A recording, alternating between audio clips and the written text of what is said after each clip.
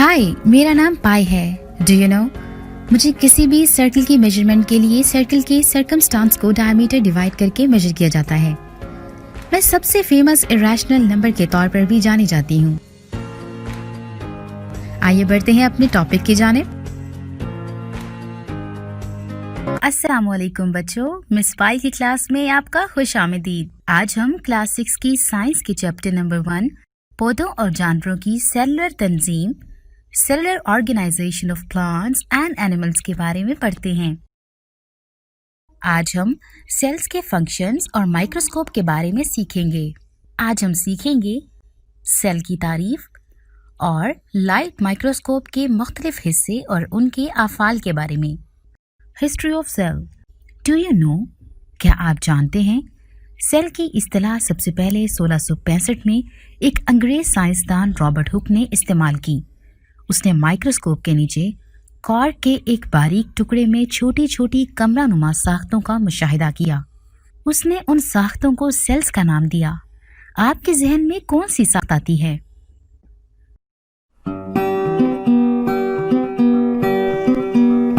जब हम ईंटों का घर देखें तो हम आसानी से देख सकते हैं कि ईंटें इसमें बुनियादी इकाई हैं। ईंटों के घर की तरह तमाम जिंदा चीजें या जानदार भी बहुत छोटी इकाइयों से मिलकर बनते हैं। इस बाब में हम जानदारों की इन छोटी इकाइयों के मुतालिक बहस करेंगे। सेल्स। तमाम जानदार सेल से बने होते हैं। तमाम जानदारों की साख्त और फेल की बुनियादी इकाई सेल हैं। पौधे और जानवर अरबों सेल से बने होते हैं। कुछ जानदार सिर्फ एक ही सेल पर मुश्तमिल होते हैं, मसलन बैक्टीरिया। सेल्स जिसामत, अशकाल और अफाल में मुख्तलिफ होते हैं। हमारे जिस्म के मुख्तलिफ सेल्स मुख्तलिफ काम सर अंजाम देते हैं। आइए एक एजुकेशनल गेम या सिमुलेशन और टेक्स्ट बुक के जरिए सेल्स की फंक्शनैलिटी को देखते हैं। हड्डियों के सेल्स जिस्म को शक्ल और सहारा फराहम करने के लिए हड्डियां बनाते हैं।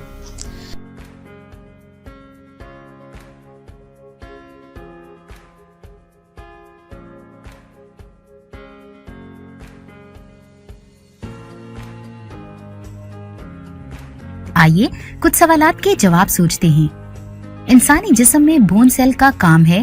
Bone cells functions are to yes both A and B, give shape to bones, ये हड्डियों को शक्ल देते हैं, and give support to body, जिस्म को सपोर्ट करते हैं।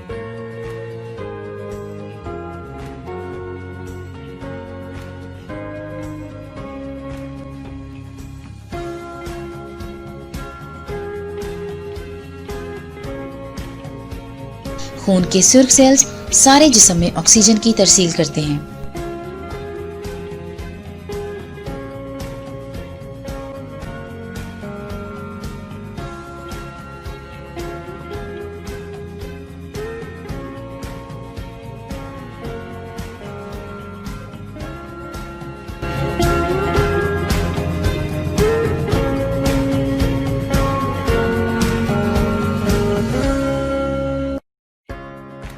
खून के सफेद सेल्स बीमारियां पैदा करने वाले जरासीम का मुकाबला करते हैं।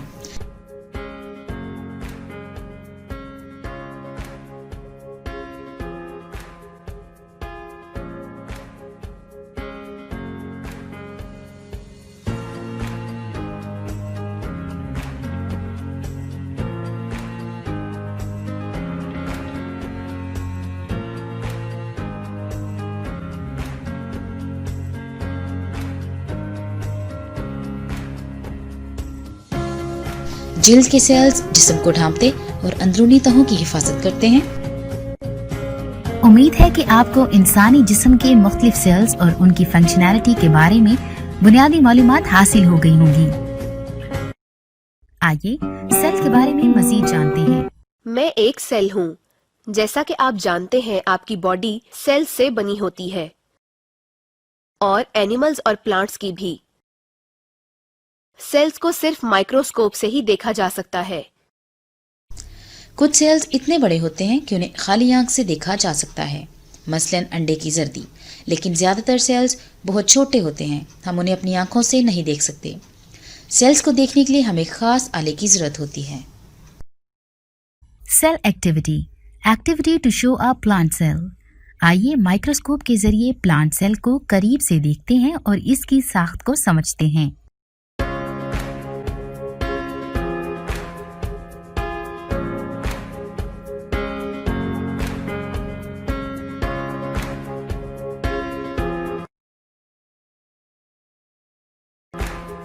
आइए अब हम कुछ सवालात के जवाब सोचते हैं।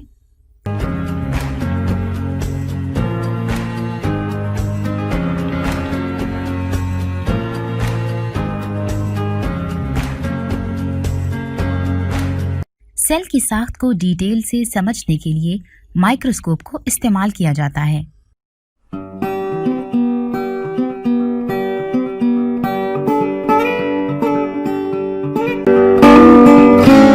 अस्सलामुअलैकुम बच्चों, मेरा नाम है मिस्टर ख्वारिज़मी।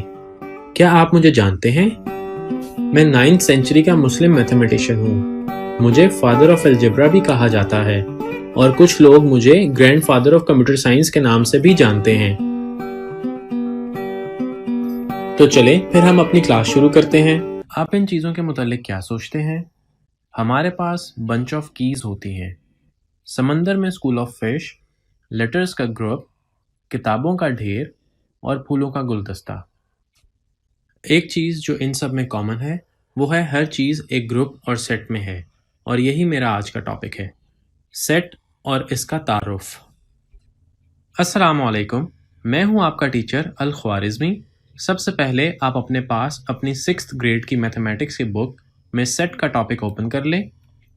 इस लेक्चर के बाद आपको सेट और उसकी नोटेशन के मुतालिक तमाम कॉन्सेप्ट्स क्लियर हो जाएंगे। 19th सेंचुरी में जॉर्ज कैंटर पहला मैथमेटिशियन था जिसने प्रॉपर तरीके से सेट का तसव्वुर पेश किया। सेट क्या है? वेल डिफाइंड और डिस्टिंक्ट ऑब्जेक्ट्स, यानी वाज़ेह और मुनफरिद ऑब्जेक्ट्स के मजमूए को सेट कहते हैं, और सेट के ऑब्जेक्ट्स को इसका मेंबर या एलिमेंट कहते हैं। वेल डिफाइंड का मतलब है ऑब्जेक्ट की वो प्रॉपर्टी जिसकी बेस पे वो सेट का हिस्सा बनता है। मिसाल के तौर पर अच्छी कहानियों का मजमुआ। क्योंकि अच्छी एक वेल डिफाइंड प्रॉपर्टी नहीं है, एक स्टोरी एक के लिए अच्छी और दूसरे के लिए अच्छी नहीं होती। एक ही फूड किसी के लिए टेस्टी होता है और किसी के लिए टेस्टी नहीं होता। इसी तरह फेवरेट भी वेल डिफाइंड प्रॉपर्टी नहीं है, किसी की पोइम फेवरेट होगी और किसी की नहीं। डिस्टिंक्ट का मतलब है कि एक ऑब्जेक्ट एक सेट में दो बार ना आए। स्मॉल लेटर्स का सेट एक सेट है क्योंकि इसमें हर लेटर एक मर्तबा ही आया है। चलें ये वीडियो देखते हैं। चलो अली, मामा को ग्रोसरी अरेंज करने में हेल्प करें। इन तमाम को 2 प्लेट्स में रखो। फ्रूट्स और वेजिटेबल्स अलग करो। मैं इसमें बनाना, एप्पल और ग्रेप्स रखूंगा, और इसमें कैरेट, क्यूकम्बर, टमाटो और ऑरेंज रखूंगा। लेकिन ऑरेंज तो फ्रूट सेट का हिस्सा है, वेजिटेबल सेट का नहीं। और सेट क्या है? सेट ऐसी चीजों का मजमुआ है जिनको उनकी टाइप, कलर और शेप की वजह से क्लासिफाई कर सकें। अगर मैं इन बॉटल्स और इन स्पून्स को इकट्ठा रखूं तो मैं शेप की बेसिस पे ये सेट बनाऊंगा। ये ठीक है। और अगर मैं टोमेटो, एप्पल और रेड स्पून को रखूंगी तो ये रेड कलर का एक सेट होगा, और बनाना, स्पून और येलो प्लेट को रखूंगी तो ये येलो कलर का सेट होगा, और मेरे पास कलर की बेस पर सेट होगा। अब मुझे सेट की क्लासिफिकेशन की समझ आ गई है। Thank you Meena. Set notation. Set को कैपिटल लेटर से रिप्रेजेंट किया जाता है और इसके ये एलिमेंट्स हैं।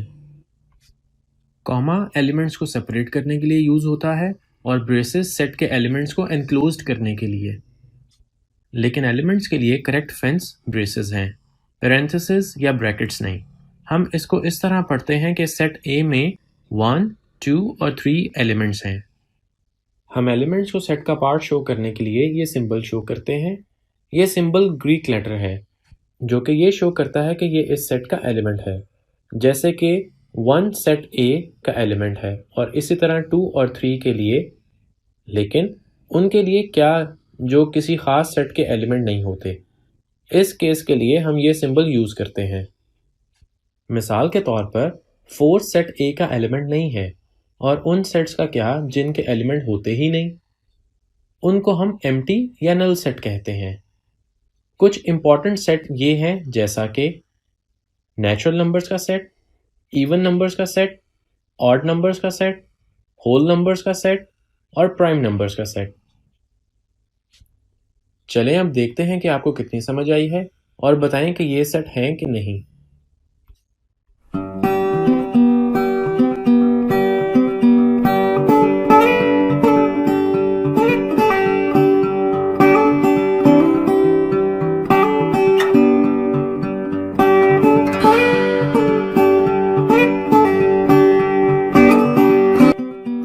तो चलें फिर हम अपनी क्लास शुरू करते हैं। फर्स्ट पार्ट के एंड पे मैंने आपको एक असाइनमेंट दी थी। उम्मीद है आप लोगों ने उसको सॉल्व करने की कोशिश की होगी। चलिए अब उसके करेक्ट आंसर्स देखते हैं ताकि आप अपने आंसर्स से उनको मैच कर लें। Number 1, set of multiple of 8 एक वेल डिफाइंड सेट है क्योंकि इसके सेट वेल डिफाइंड भी होते हैं और डिस्टिंक्ट भी। Number 2, this set of pretty ladies well defined set नहीं है क्योंकि हर शख्स के लिए प्रिटी होने का स्टैंडर्ड डिफरेंट होता है, इसीलिए हम कहते हैं खूबसूरती देखने वालों की आंख में होती है। Number 3, set of all large numbers भी एक वेल डिफाइंड सेट नहीं है क्योंकि लार्ज एक क्लियर टर्म नहीं है। Number 4, set of integers between 0 and 10 एक वेल डिफाइंड सेट है। Number 5, the set of intelligent student एक वेल डिफाइंड सेट नहीं है क्योंकि इंटेलिजेंट एक वेल डिफाइंड प्रॉपर्टी भी नहीं है। अब हम कुछ टेक्स्ट बुक से एग्जाम्पल्स देखते हैं। चलिए देखते हैं नीचे दिए गए सेट के एलिमेंट्स को कैसे लिखा जा सकता है। जैसा कि ये सेट ए है तो इसके एलिमेंट्स को हम इस तरह लिखेंगे। सेट बी के एलिमेंट्स को इस तरह रिप्रेजेंट किया जाएगा और सेट सी के एलिमेंट्स को इस तरह। अब दूसरी मिसाल में हमने देखना ये है क्या ये सेट है कि नहीं, और अगर है या नहीं तो इसकी रीज़न क्या होगी। नीचे दिए गए सेट्स में से ए, सी और एफ सेट्स हैं क्योंकि इनके ऑब्जेक्ट्स डिस्टिंक्ट और वेल डिफाइंड हैं, जबकि बी और डी सेट नहीं हैं क्योंकि इसके ऑब्जेक्ट डिस्टिंक्ट नहीं हैं, यानी कि इनमें एक ऑब्जेक्ट 2 टाइम्स आया है। और ई के ऑब्जेक्ट्स क्योंकि वेल डिफाइंड नहीं हैं इसलिए ये सेट भी नहीं है। 1.1.2 डिस्क्राइबिंग अ सेट। अब हम देखते हैं कि एक सेट को कैसे डिस्क्राइब किया जा सकता है। सेट को रिप्रेजेंट करने के 2 तरीके हैं, एक है रोस्टर या टेबुलर फॉर्म और दूसरा है डिस्क्रिप्टिव फॉर्म। टेबुलर फॉर्म में सेट के एलिमेंट्स को कर्ली ब्रैकेट्स या ब्रेसेस में एनक्लोज्ड करके कॉमास के जरिए सेपरेट करके लिखा जाता है। इसकी एग्जांपल ये है। 5 नेचुरल नंबर के सेट को टेबुलर फॉर्म में इस तरह और डिस्क्रिप्टिव फॉर्म में इस तरह लिखा जाएगा, और इसी तरह सेट बी को जो इवन नंबर का सेट है और सेट सी को जो कि पॉजिटिव ऑड नंबर का सेट है। डिस्क्रिप्टिव फॉर्म का मतलब है वर्ड्स की फॉर्म में एलिमेंट्स की वजाहत करना। अब हम टेबुलर फॉर्म की एग्जांपल्स को ही डिस्क्रिप्टिव फॉर्म में लिखेंगे, जैसा कि सेट ए पहले 5 नेचुरल नंबर्स का सेट, और इसी तरह सेट बी और सेट सी की डिस्क्रिप्टिव फॉर्म ये है। अब हम डिस्क्रिप्टिव फॉर्म की एक वर्कशीट देखते हैं। सेट ए जो कि इंग्लिश अल्फ़ाबेट्स के वॉवल्स का सेट है, उसको टेबुलर फॉर्म में इस तरह और डिस्क्रिप्टिव फॉर्म में यूं लिखा जाएगा। इसी तरह सेट बी जो कि 11 के इक्वल या उससे कम ऑड नेचुरल नंबर्स का सेट है, उसको दोनों तरीकों से यूं रिप्रेजेंट करेंगे। और इसी तरह बाकी सेट्स की टेबुलर और डिस्क्रिप्टिव फॉर्म्स ये हैं। इंपॉर्टेंट पॉइंट्स, अहम नुकात। नंबर 1, टेबुलर या रोस्टर फॉर्म में सेट का एक एलिमेंट एक मर्तबा ही आता है और यही इसका कन्वेंशनल तरीका है।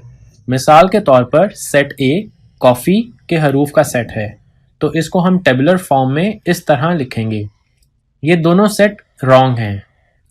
नंबर 2, टेबुलर फॉर्म में सेट को किसी भी ऑर्डर से लिखा जा सकता है, जैसा कि इस सेट के एलिमेंट्स को bracket open 2, 3, 4 bracket close, bracket open 2, 4, 3 bracket close, या ब्रैकेट ओपन 4, 3, 2 ब्रैकेट क्लोज लिख सकते हैं।